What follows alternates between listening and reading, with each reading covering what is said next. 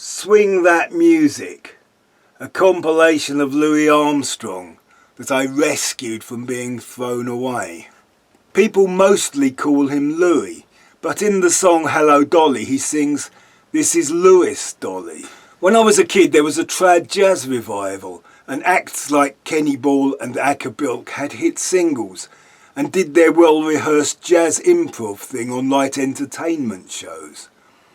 It is that jazz that is all about boater hats, flashy waistcoats and wind instruments dancing around each other to the rhythm of a banjo and upright bass. There is some of that kind of thing on these old scratchy recordings, probably sampled from '78, but not as much as you would expect.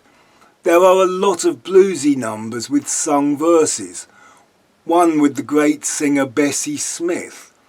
And there are trumpet solos that lift the piece at exactly the right moment, with dazzling flurries of notes, often with the kind of phrasing you will still hear guitarists using today.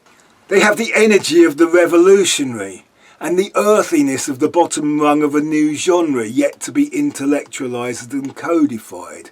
It was just people having fun making music for people who wanted to have fun. Armstrong came along right at the beginning of recording, and he took the indisciplined jazz of the time and refined it. He tamed the unruly beast to make the pop songs of the day. I only really appreciated his importance when I watched the TV series Treme, which was made by the makers of The Wire and was set in post-Katrina New Orleans. The things I remembered Armstrong for was the song What a Wonderful World and the James Bond song, and the way he mopped his head with his hanky. He was the first pop star. He invented scat singing. He was the first to sing with a totally individual voice. He had a voice like no other, yet it has influenced singers ever since. And he was a virtuoso trumpet player. Listening to these early recordings, you can feel the energy and hear the influence on the big jazz bands, the electric blues bands, and R&B, soul and rock music.